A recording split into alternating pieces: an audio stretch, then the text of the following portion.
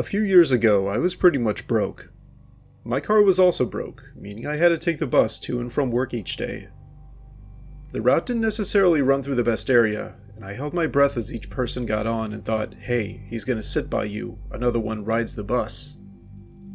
One evening, as the sun dipped below the grim skyline, casting long shadows over the cracked streets, I was the last passenger left on the bus.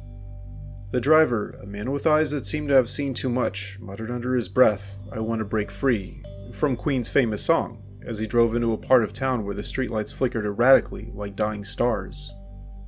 The bus stopped at a corner where no one usually got off, except for tonight.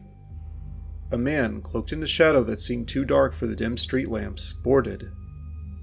His eyes were a piercing blue, almost unnatural in their glow, as he sat beside me, whispering, "Is this the world we created?" The bus lurched forward, and now, with each stop, the world outside changed. The buildings grew taller and more decrepit, windows like empty eye sockets staring down at us. The night grew darker, and the silence heavier. All of a sudden, the bus stopped in the middle of an abandoned street. There were no lights and no signs, just the echo of our breathing. The man beside me began to hum "We Are the Champions," but there was no triumph in his voice, only a chilling foreboding.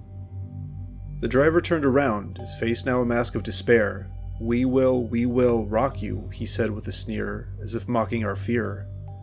The doors opened with a screech, revealing not the expected night, but a void, an abyss that seemed to pull at the very air around us. "Come with me if you want to live," the man beside me whispered, his voice now desperate. But the driver laughed, a sound like nails on a chalkboard, no escape from reality. I felt a chill, but it wasn't from the cold. It was from the realization that this was no ordinary night. As I looked out into the darkness, I saw shapes moving, not human, not animal, but something in between. The man beside me stood, pulling me towards the door. Now I'm here, now I'm there. I'm just a poor boy, I need no sympathy. He sang these words, his voice a lifeline in this surreal horror. We finally stepped off the bus into the void, the world around us twisting, the lyrics of Queen's songs echoing around us like a haunting melody. Thunderbolts and lightning, very, very frightening, I heard, as reality bent and twisted into nightmares.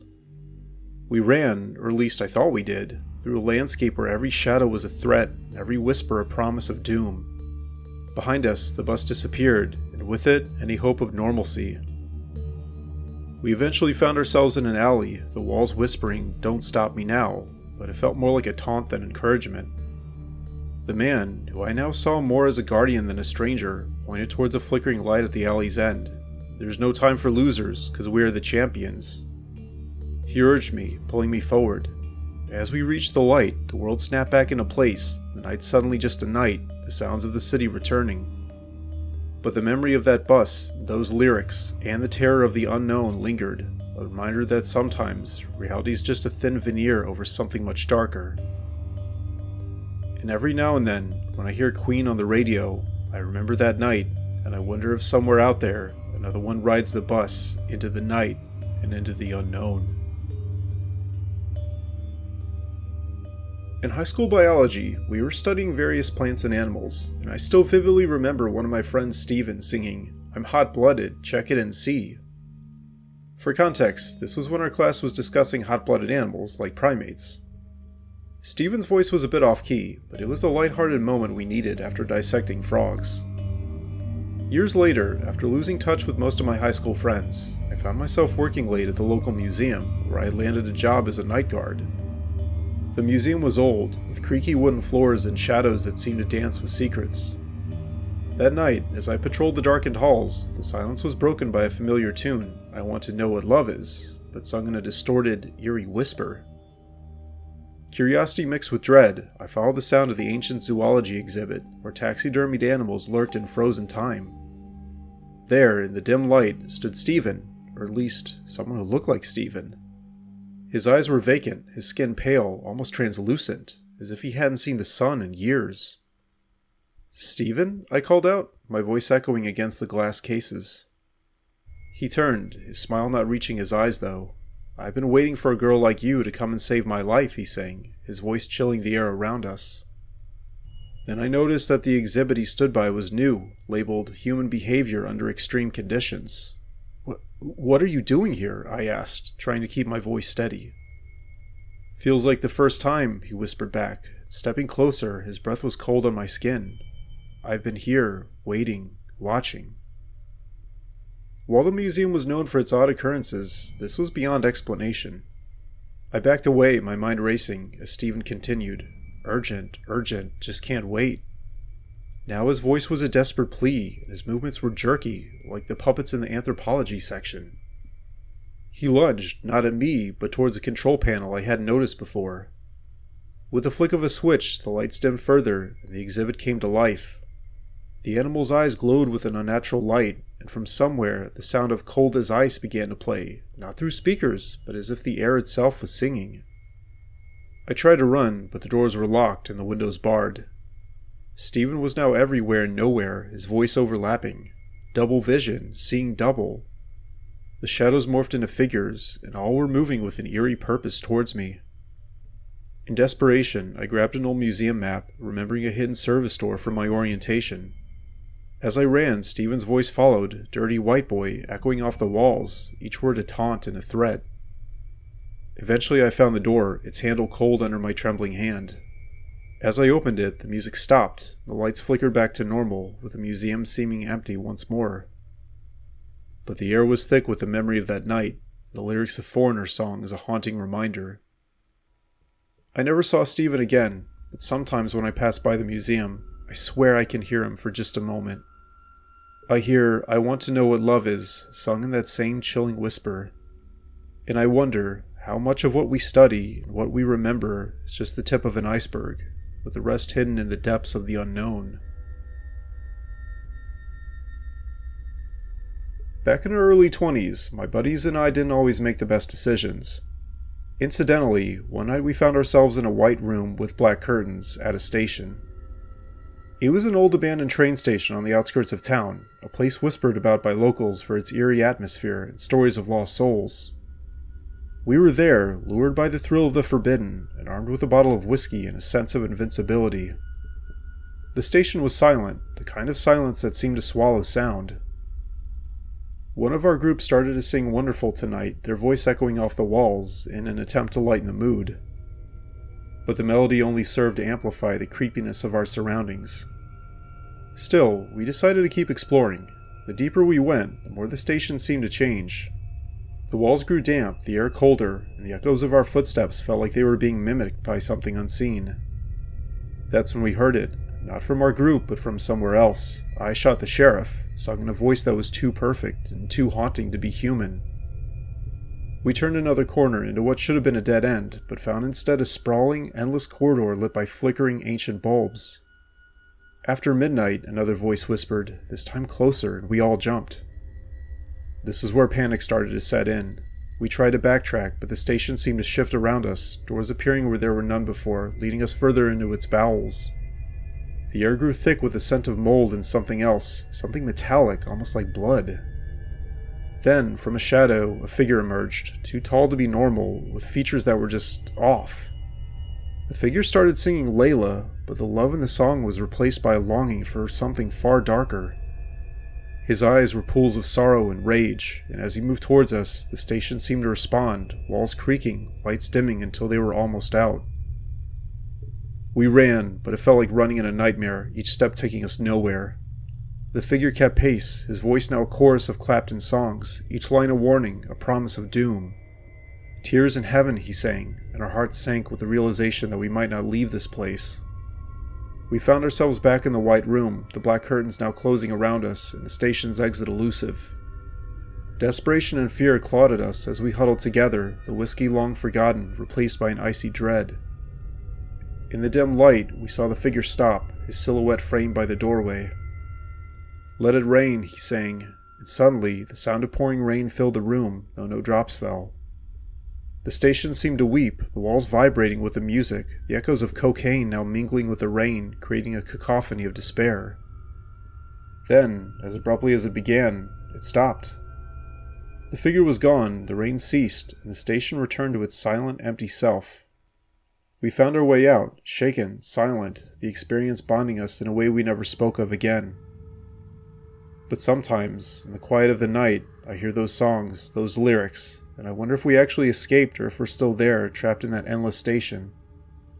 Maybe we're all just living out our days in a loop of fear and music, forever wonderful tonight in the most terrifying way. I used to work on this design team, and one of our projects was to make elevator rides more pleasant by incorporating things like plants and artwork. Our motto that someone came up with was actually "Love in an Elevator," believe it or not. We thought it was clever, being a playful nod to Aerosmith, but it soon took on a darker meaning. The building we were renovating was old, with a history of accidents and unexplained events, but we were young, ambitious, and perhaps a bit naive.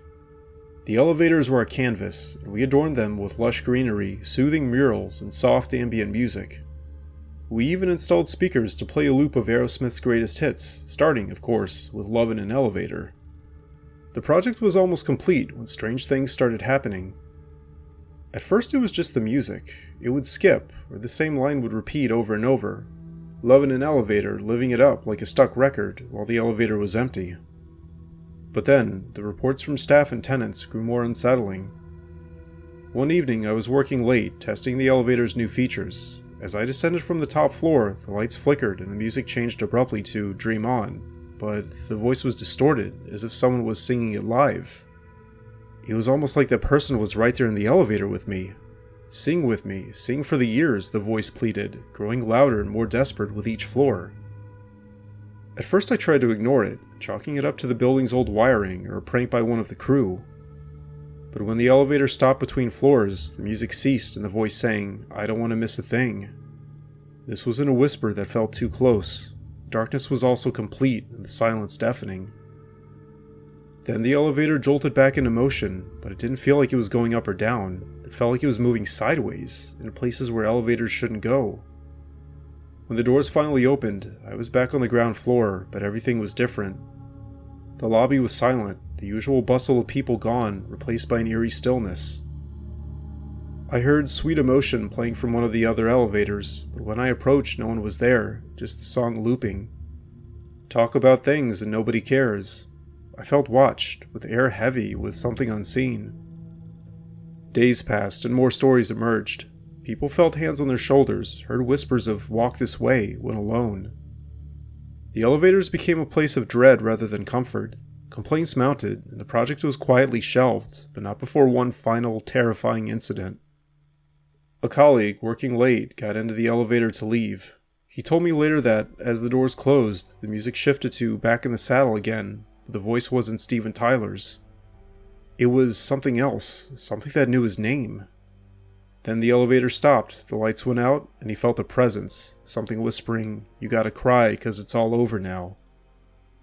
My colleague managed to escape, thankfully, but he never went back to that building.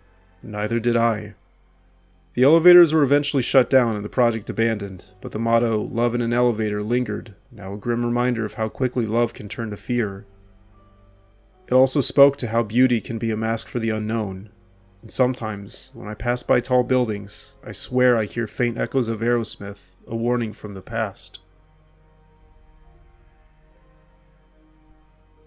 We got a new art teacher halfway through my 8th grade year, and man was that guy weird. He was, how should I put this, extremely intense. Whenever one of us made a piece of art he deemed inferior, he'd yell at us to paint it black. His classroom ended up being filled with dark paintings, all in various shades of black, and he'd often hum "Paint It Black" under his breath while he critiqued our work. His name was Mr. Jagger, which seemed fitting, but there was nothing rock and roll about him. He was more like the Grim Reaper of art class. His eyes were always piercing, as if looking right through you, and he had this unsettling habit of locking the door once class started. He claimed it was to keep our creativity from escaping, but I don't really know about that. One day, while we were all working on a project about emotions, he decided to play "Sympathy for the Devil" through an old record player. The music filled the room, but instead of inspiring us, it seemed to cast a shadow over everything. "Please allow me to introduce myself. I'm a man of wealth and taste," he sang, his voice mingling with Mick Jagger's, making it hard to tell where one ended and the other began. That's when things got weird. My friend Tim, who was painting a bright, happy scene, suddenly found his colors turning dark. No matter how much he tried to use red or yellow, his brush strokes came out black. Mr. Jagger watched with a twisted smile. I watched with glee while your kings and queens fought for 10 decades for the gods they made, he whispered, walking between our desks. Then the room grew colder and the lights dimmed, and the song seemed to loop, the lyrics about deals and souls echoing ominously. One by one, our artworks began to change. Faces in our paintings turned into grimaces, landscapes became desolate, and the air was thick with a sense of foreboding. Then, during one session, as Gimme Shelter played, a girl named Rachel started crying, claiming she saw shadows moving in her painting. We all looked, and indeed, the shadows seemed to shift and grow, like they were seeping out of the canvas. "War, children, it's just a shot away," Mr. Jagger sang, his voice now a chilling echo of the record.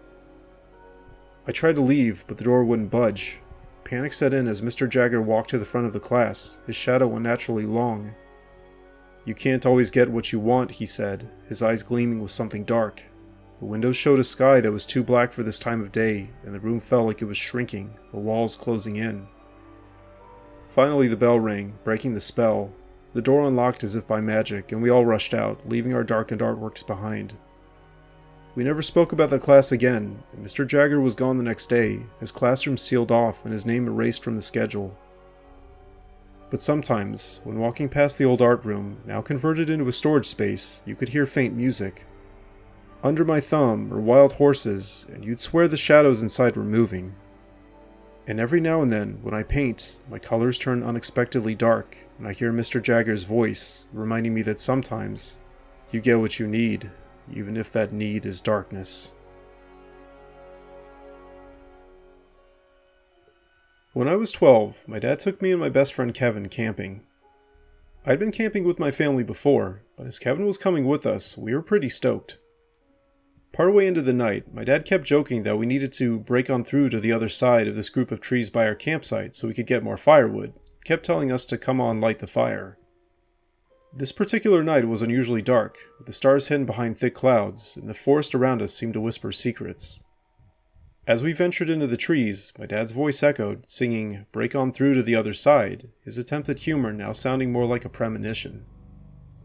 We found ourselves in a clearing, the air suddenly colder and the silence profound.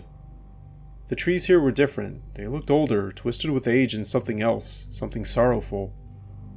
Kevin, always the braver of us, started to gather wood, but then he paused, his eyes wide.